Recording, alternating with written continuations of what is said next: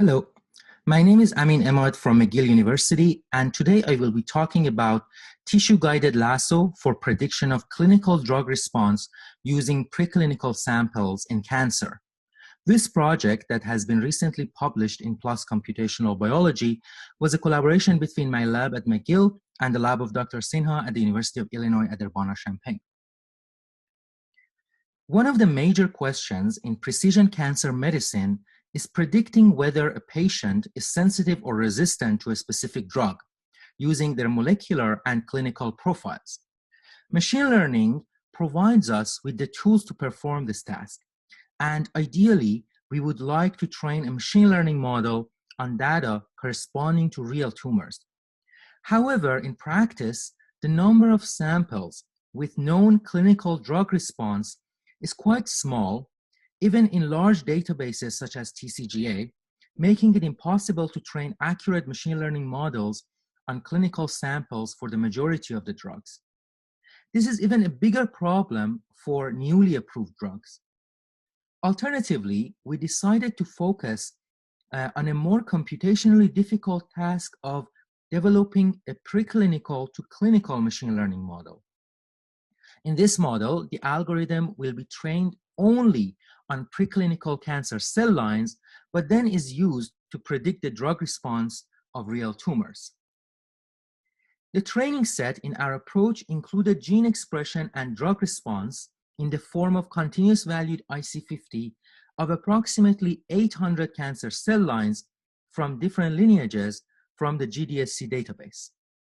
In addition, we identified 12 drugs that were shared between GDSC and TCGA such that they had enough number of patients labeled data in TCGA that we could use for evaluation of different methods. I would like to emphasize that this is a very difficult computational task, much more difficult than, say, predicting the drug response of cancer cell lines using models trained on other cancer cell lines. The reason is that there are major biological and clinical differences between the training and the test set. In other words, between the cancer cell lines and real tumors.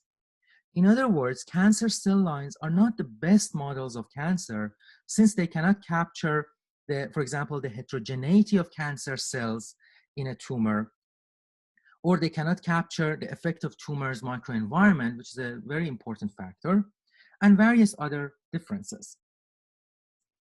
In our project, we first developed a computational workflow in which we first remove the discrepancy between the gene expression profiles of cancer cell lines and tumors.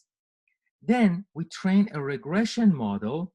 And finally, we use the trained model on the gene expression profile of tumors to predict their drug response.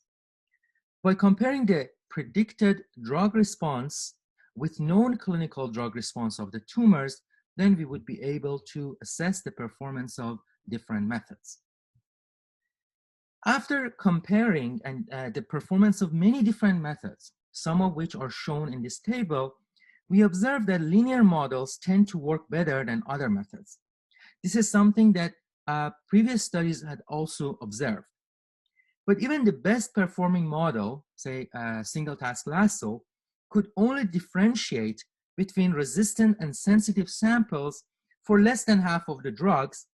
And this suggested that more accurate modeling of the biology of the problem may be needed in order to improve the performance. One way to improve the modeling is to incorporate information on the tissue type and cancer types of the training and test samples. This is particularly important since the mechanism of action of drugs is tissue dependent. We tried common approaches for including information on the tissue of origin. For example, we tried including extra binary features corresponding to tissues of origin of samples, or tried using only training samples corresponding to the test samples tissue of origin. But none of these could improve the performance of the best performing algorithm in the previous table. We argued that we need a method that can take advantage of all the training samples, but does this in a way that respects the tissue type of each test sample. We can think of this as some kind of tissue domain adaptation. Suppose we want to predict the drug response of tumors with tissue T. And to do this, we decided to bring the tissue information of cell lines in the hyperparameter tuning step of the LASSO algorithm and find the hyperparameter that enables the cell lines from tissues other than T to best predict the drug response of cell lines from tissue T.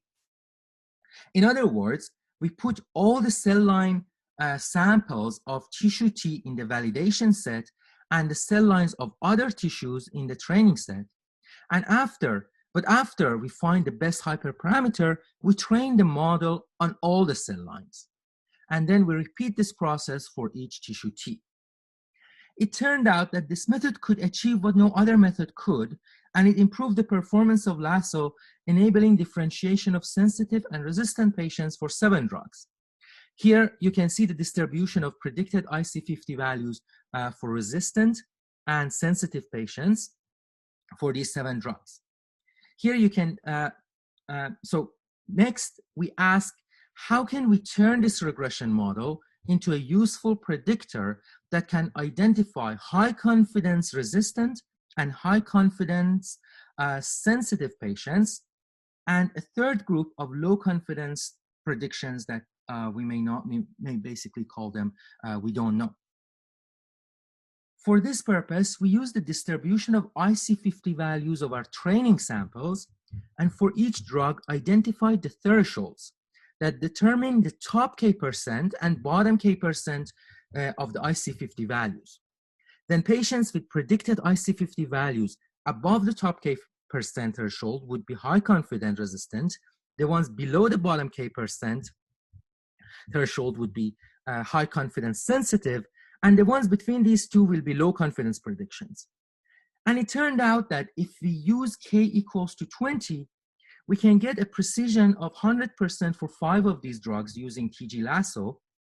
And even with K equals to 40, we can get a precision of 80% or better. Of course, there is still a lot more work to be done, and we are working on a deep learning approach to formalize this tissue domain adaptation idea. If you're interested, please take a look at the paper published in PLOS Computational Biology. The reference is here,